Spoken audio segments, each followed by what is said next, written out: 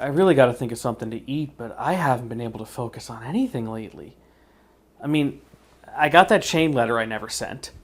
I had that bad fortune cookie. I read that book wrapped in human skin. The psychic said there's some kind of demon in my pantry. I stepped on a crack. Mom!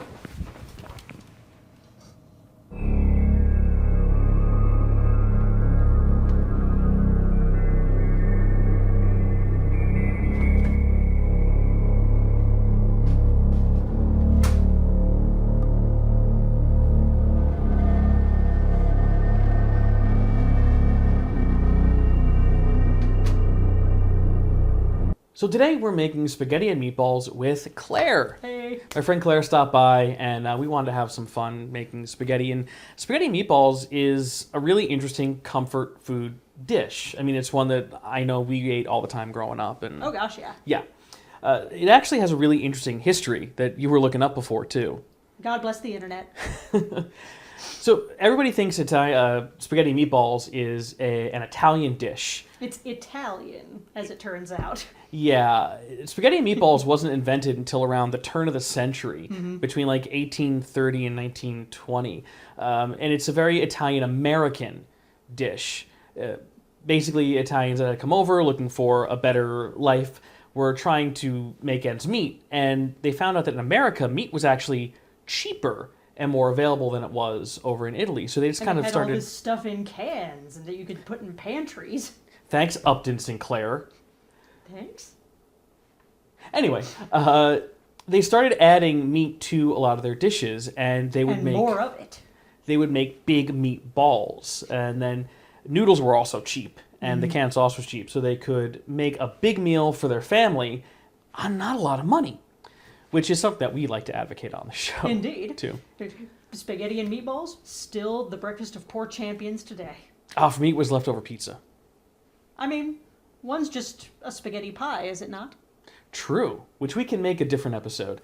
But since Americans eat 20 pounds of spaghetti per person per year, we figured, well, we've fallen behind. It takes you an entire year? Average. Fair. Cowards. Since I've fallen behind, we're going to go ahead and make some spaghetti meatballs.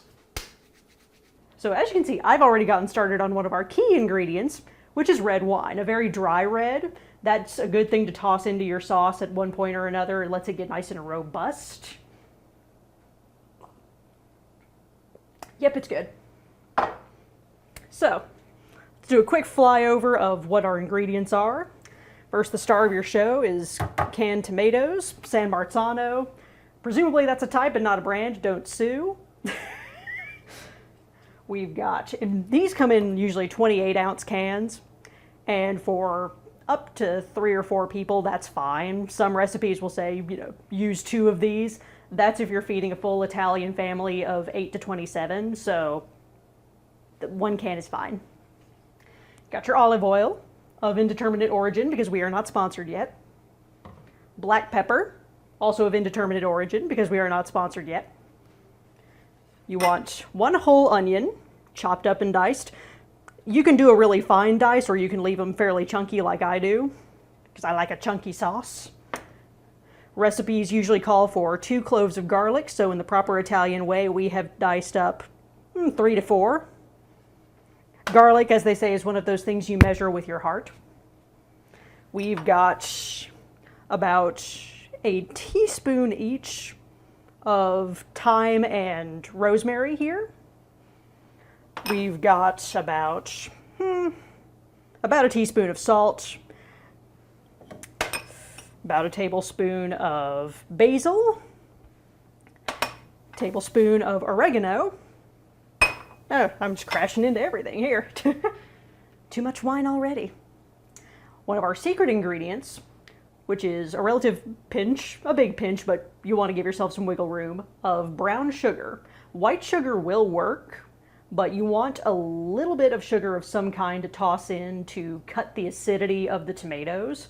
The wine does that a little bit too, but you want to throw in a little bit of the sugar. Promise, that's going to take your sauce to the next level. It's a good thing to do with jarred sauces that you get from the store too. And I like a spicy spaghetti sauce, so I've given myself a pretty ample, maybe about a tablespoon of red pepper flakes. Don't know if I'll use all of these. That's the other thing with making a sauce. You have your measurements and your recipes. When it comes to flavorings and herbs and what have you, all measurements are subject to change based on the whims of your tongue. And that's fine. That's the proper Italian way. So I'm told. There's not a drop of Italian in me that didn't come from a bottle, so let's find out. We're going to start this out by cooking up the onions in some olive oil, and then we're going to add the garlic and let them all simmer together first before we start adding in the tomatoes and getting all that fun party started. So getting this guy a little warm. And we are going to throw in, you want to do a couple of tablespoons of olive oil. No shade on you if you use actual measuring spoons. I've just gotten to a point where I can go, that seems about right. And you will too. All right, so it's starting to get a little bit of a shimmer. And another way to tell, this is useful Kitchen 101 in general. Get a little bit of water on your finger, toss it in there. If it starts to spit like that, you're good to go. Slightly dangerous, so you're in a tiny kitchen, get used to being burned. So we're going to start with the onions, because those are going to take the longest to cook down. Give those a nice stir.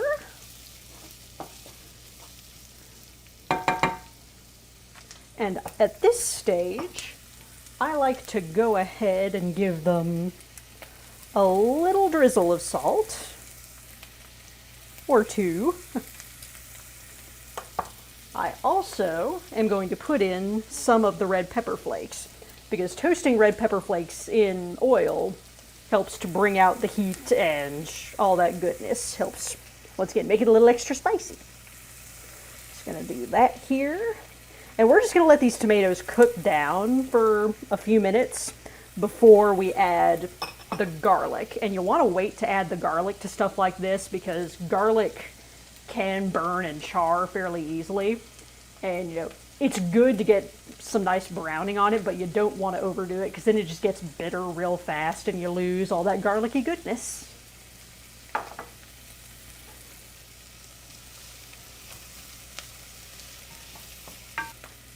A little bit more red pepper. Some of you may be asking yourself, does Claire always talk and sing to herself when she cooks at her own home kitchen? The answer is yes. And you're going to want to wait until they're kind of translucent and a little bit floppy, for lack of a better word. The agreed upon culinary term, floppy.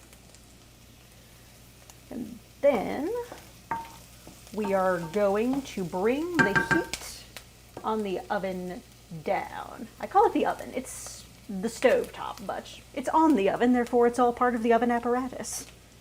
So you're gonna bring it down to, we've been cooking this on medium high. I just brought it down to medium low. Once again, because we want to protect the garlic. I'm going to go ahead and throw most of this boy in there. I'll save some for a little bit later to throw on for an added boost. It's nice and golden. See how pretty and golden that is? We like that. That's very nice. So now that the garlic has browned a bit and the onions are nice and settled, we're going to throw in the tomato, the star of the show. Let's see if I get this all over myself. Hopefully I will not. Now it looks a little chunky right now. You just gotta break those tomatoes up. Also, you are absolutely allowed to puree these in a blender or a food processor beforehand if you'd like a smoother sauce. I like mine kind of chunky, so I'm just going to squish these boys in the pan until they are to my liking. And since, tomato is the star of the show, you really want to spring for the good canned tomatoes, so it may seem unnecessary to spend that extra $2 or $3 on a nicer brand, but trust me, it's worth it. They were nice enough to give us some free basil. One more reason you should spring for the good stuff, they'll give you free basil. Okay, so we've got this mashed down to a pretty good consistency. And now I'm gonna start adding some of my other stuff. I will throw in a little more garlic. I shall throw in, oops, I will try not to break things. I shall throw in a good bit more basil. I'll just do all the oregano. I like oregano. See, when I talk about measuring with your heart, this is what we mean. You are going to be tasting this a lot, so just get yourself a designated tasting spoon. And throughout the cooking process, you're just going to be going, is it ready yet? Does it need this? We shall see. Just going to mix all that in. I'm going to add the rest of this round of salt. Some of this thyme and rosemary. The rosemary can be a little bit much for some people, so I like to start off easy with the rosemary. I like it, but it can be an unwelcome crunch sometimes if you're not expecting it. And I don't think that a lot of recipes call for thyme, but I'm a sucker for that particular herb. There's just something cozy about it to me. So our designated taste testing spoon. Let us see what this tastes like right now. It's nice. You know, still pretty heavy with the tomato and garlic, but we've got enough herbs in there that it's starting to really hit. Needs a little bit of something to cut that acidity, so we're back to our friend, the secret ingredient, Mr. Brown Sugar. This is actually not too tart, so we're not going to need this whole pinch. I'm just going to start with this. And just kind of gently drizzle. Oh, we're getting some bubble. I've brought it up to medium. You don't. As a general rule in the kitchen, unless you're trying to sear meat or something, do not use high on your stovetop. It's a bad idea. It's bad for your pans. It's a bad idea for your food. I honestly almost don't know why it exists. Just don't do it. For your sake and your pans and your food. The vino. Now, you may be asking yourself, Claire, are we not going to measure this? And the answer is no. You just take a nice gentle splash of that. It really is just that simple. But if you're real hard up on I must measure, that's, maybe a little over a tablespoon there. It's getting a little aggressively bubbly, so I'm going to turn the heat off for just a bit, So sometimes sauce gets unruly. See, that's the thing. You want to start off a little bit easy and then just go, it needs more. Ow.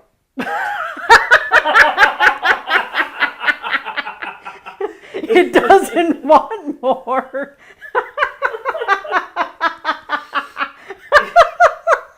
I'm maintaining a respectful distance.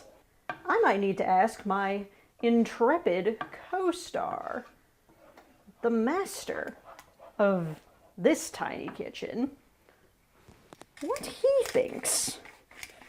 Also, black pepper to your taste, and my taste is a lot. Check your sauce.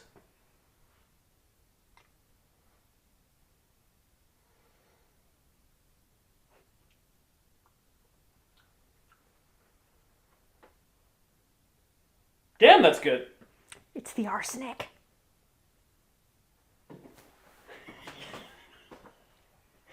That is really good. Excellent. That's and there's a wonderful spice that's coming up on the back end. Good. That's not overpowering, and it's not going, oh my god, it's spicy. It's just going, hey, I'm still here. Heck yeah. That's. Does it really need any good. more salt or maybe some No, chili I think powder? it's- Okay. I think it's really good. I think if we let these ride for a bit while it simmers down, while we cook the meatballs, that's gonna bloom. Beautiful.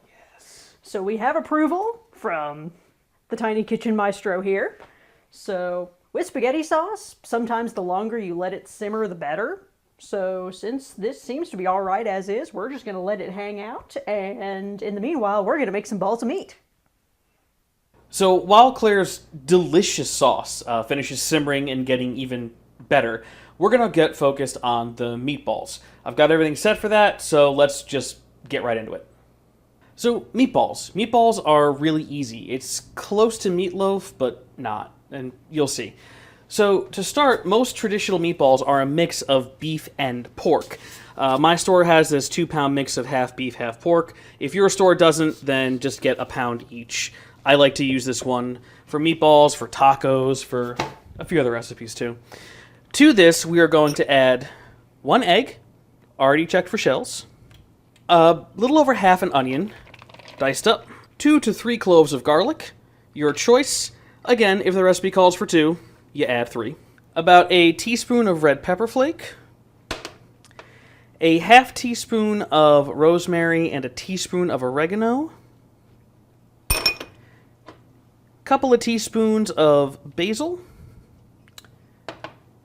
about 1/3 cup of milk, 2/3 cup of Parmesan cheese. Feel free to add more to your liking.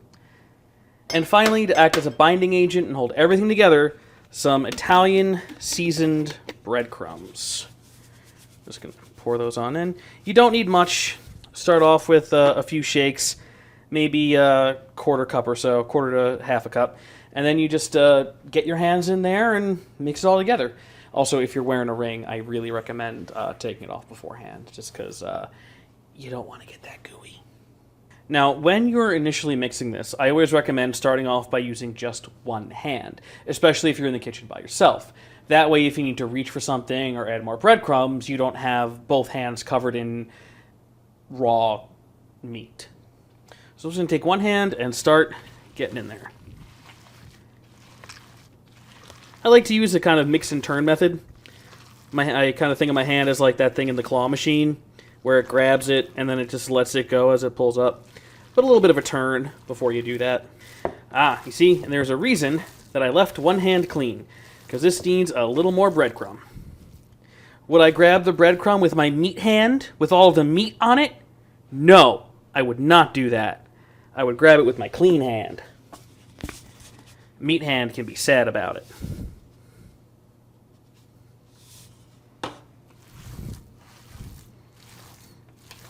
All right, so we are good to go here. You want to basically look for consistency where you can make a little ball of meat and it stays together. Now, you make your meatballs, you just pick your amount of meat. I like to do a little pass hand over hand. My grandmother taught me that, just to make sure it's all together. And once you've got your meatball, you just put it right on your baking sheet.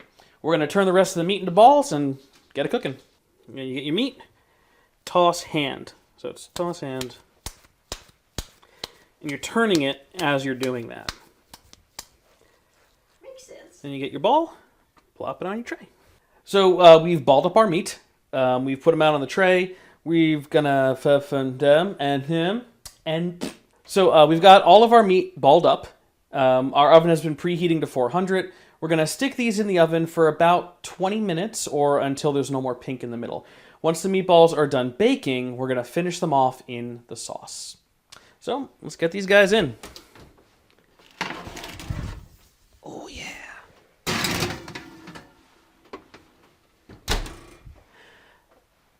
See you in 20. All right, so our meatballs have hit above 160, which is what we're looking for because there's some pork in there. We want to make sure the internal temperature of those is high enough that it's all been cooked. These look and smell amazing, so we're going to get these out of here and put some in the sauce. So before you put these in the sauce, you still want to double check and make sure that everything is thoroughly cooked. And you just do that by cutting one open and seeing if there's any pink inside. I'm going to go for this guy right here. He's very juicy, and he is very not pink inside. So we're going to get the rest of these in the sauce, and since he fell open, I mean, we can't put an open meatball in the sauce, right? That would just be, we're just going to have to eat him. Just, so sorry. When you pick the meatball up, we got a nice crispy bottom, but a nice fluffy top. We're going to get as many of these as we can in our sauce. Now, any that you can't get in your sauce, it's totally fine to put in your fridge for later or freeze. These meatballs will actually keep for a fair amount of time in your freezer. At the very least, probably a couple of months, as long as they're frozen well. Get a lot of these in here. I think maybe we might be able to get one more right in there. Maybe. Just get in there. Just get in there. Yeah, there you go. Now these we're going to give a toss, and we are going to let these meatballs finish in the sauce. Then we are going to give everything a wonderful eat. While these meatballs finish, we're going to get some, we're going to pick up what's left that didn't quite make it in the sauce. We're going to freeze those for later, get some noodles going, and have dinner.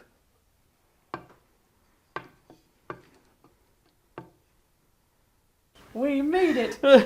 Ain't she purty? These look amazing. We have our forks at the ready. This was a wonderful time. It was. I cannot express to you guys how good this smells. Oh, it smells so good. Your sauce. The sauce is robust. The Yes. meatballs are...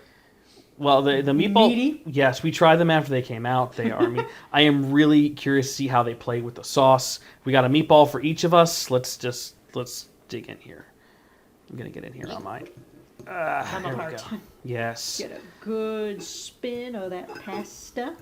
Yes. And I will hopefully not jinx myself by saying I hope I don't get any on me. It's all right. You're wearing red. Indeed. I'm not. All right. Oh. That was classy. The meatball is moist. It is mellow. It plays really well with the sauce. It's real easy to make a dry meatball, but you, good sir, have nailed it. Well, the milk is a big part of that. Just a little bit of milk. Evidently. And the cheese, because I added way more Parmesan cheese than the initial recipe said. Another thing to measure with your heart. Exactly. The meatball is really, really good. It plays well with the sauce, which is just amazing on its own. I think that both of these are just a wonderful, amazing success. And that's what's great about spaghetti and meatballs. You can make it however you want to, however your heart desires. It's been comfort food since the turn of the century. It's an Italian-American dish of happiness. Indeed. And I know that this is going to make us, and hopefully you, very, very happy. So I'm just going to keep digging. Hey, my meatball! My meatball! My drink.